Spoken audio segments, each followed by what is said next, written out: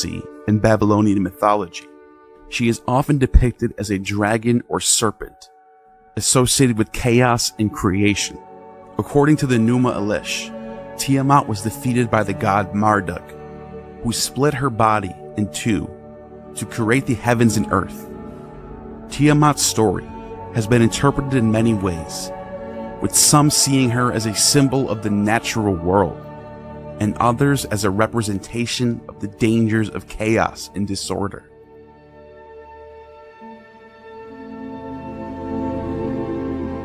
In Greek mythology, Ophion is a primordial serpent or dragon who ruled the world with his consort, Eurynome, before being overthrown by Zeus and the Olympian gods.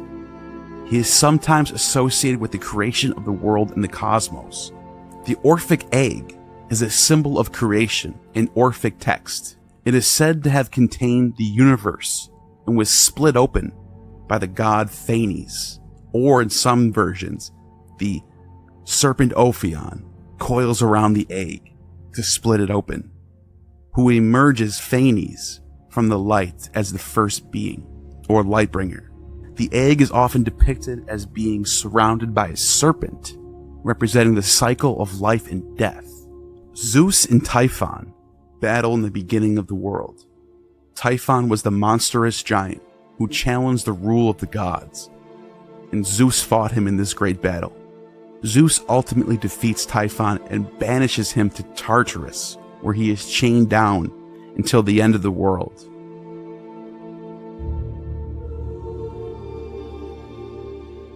In ancient Canaanite text, a demon king named Habayu, who is depicted as Lord of Horns in Tal, defeats El after a drinking party that El throws for the gods. El was seated in his drinking party. El drank wine until he was full, new wine until he was drunk. El went into his house, he reached his court. Thukimona and Shunama held him along. Then Habayu confronted him, Lord of Horns and Tail. He smeared him with piss and crap. El collapsed like a corpse. El went down into the underworld. The next few lines of the tablet are destroyed, but he seems to be revived by Anat and Astarte. And so you have an evil demon king who kills El, the king of the gods, and then gets away with it, and is never destroyed by El in any more texts that we know of. This shows us that the image of the goat-like demons goes back as far as human memory serves. Satyrs and goat demons are often depicted in ancient Greek and Roman mythology as creatures with the upper body of a human and the lower body of a goat and horns. They were often associated with fertility, wine, and revelry. And in some myths, they're also known for their mischievous and lustful behavior.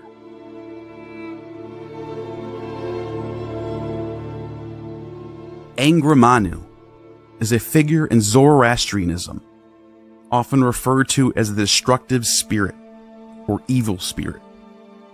He is often compared to the devil or Satan. The word devil, which comes from the Greek diablos, which means accuser, becomes associated with goat-like appearance of satyrs. Later on, ultimately because of Christian mythology. The word demon comes from the Greek daemon, which originally referred to as any divine spiritual being.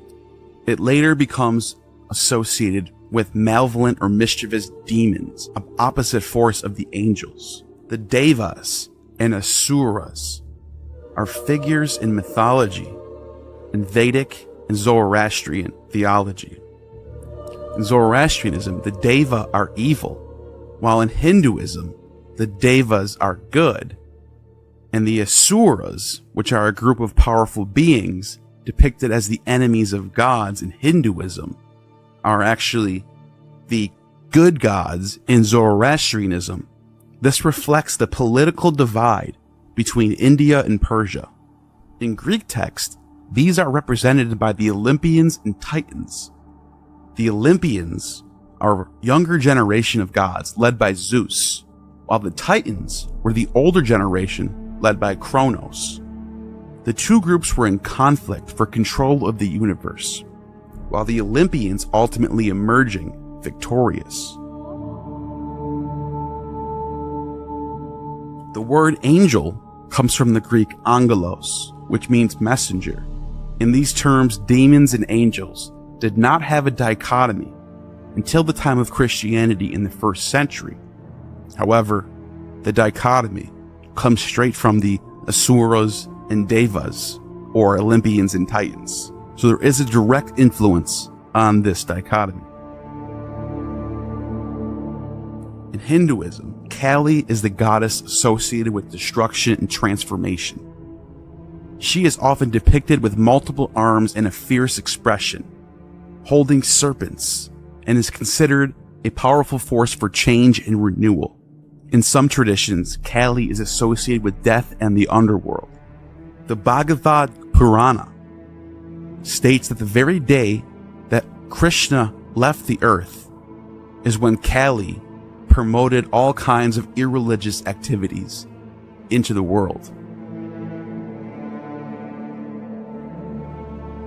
All of this stems from the Sumerian dichotomy of gods and monsters. Here is a chart from Mesopotamian Protective Spirits ritual texts by F.A.M. Wigerman. As you can see, the monsters are composed, while the gods are anthropomorphic. The monsters are supernatural freaks, while the gods are representative of normal order. The monsters represents the phenomenon of nature, while the gods represent the whole to which the phenomenon belongs. Monsters intervene in human affairs. Gods, on the other hand, afford background and stability. Monsters are unpredictable associates, while gods are the masters. Monsters rebel, while gods are the rightful rulers. Monsters are the defeated enemies, gods are the victors, and so forth. According to Wigerman, the emergence of these ideas was from an attempt by the ancients to describe phenomenon happening in nature that is undescribable, that often cannot be explained unless there was some evil force at work. For example, hurricanes and floods coming from malevolent gods, rather than rain coming from good gods helping to grow crops, or a tsunami coming from the lake from a destructive force. Wigerman shows the many examples of these so-called monsters, which seem to look very similar to the Greek daemons. Here is a depiction of what would look like centaurs and satyrs and other horned deities and serpent legs.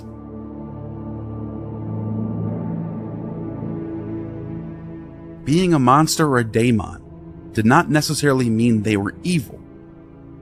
For example, Pan is the Greek god of nature, wild, shepherds, and flocks. He is often depicted as half man, half goat creature, the horns and a tail.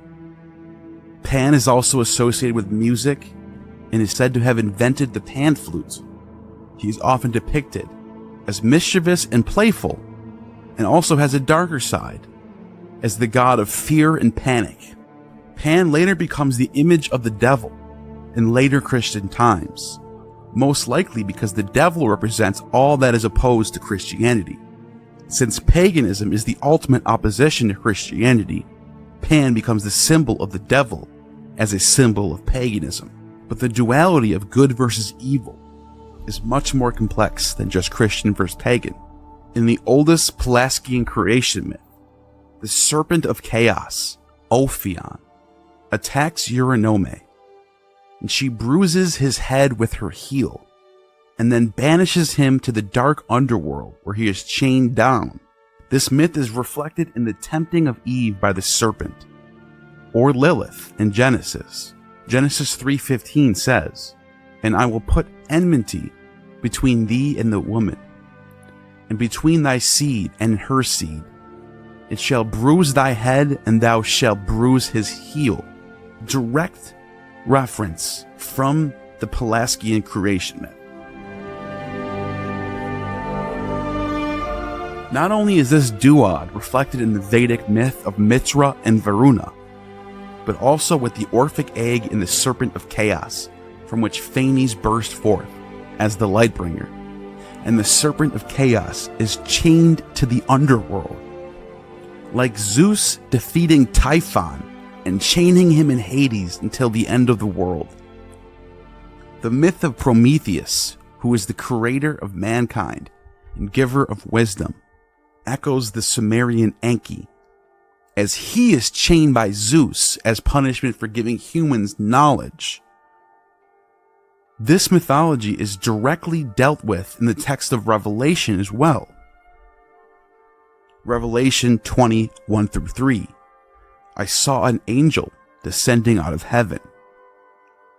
He carried the key to the abyss and a chain, a huge chain. He grabbed the dragon, that old snake, that very devil, Satan himself, chained him up for 1,000 years, dumped him into the abyss, slammed it shut, sealed it tight. No more trouble out of him, deceiving the nations until the 1,000 years are up. After that, he is to be let loose briefly. John then proceeds to prophecy of the victory over the Serpent of Chaos and the underworld titans.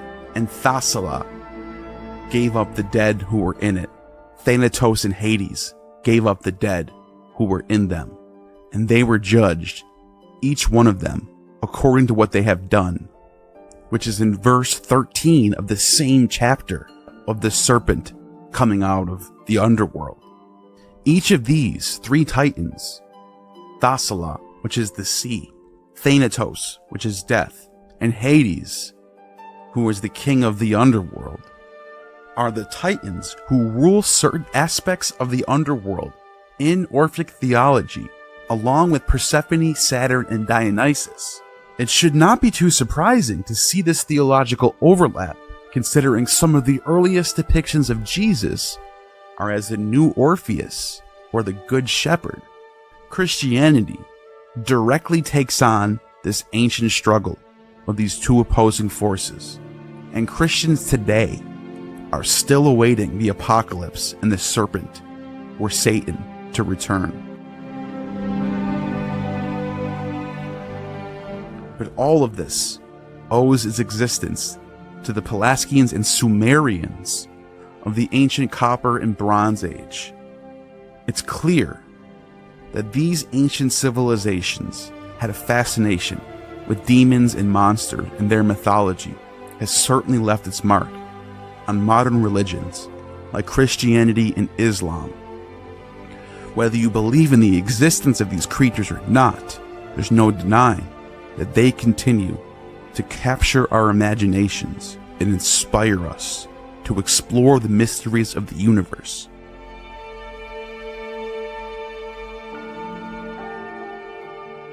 So let's raise a glass to the ancient Sumerians and their enduring legacy of myth and legend. You have just attained true gnosis.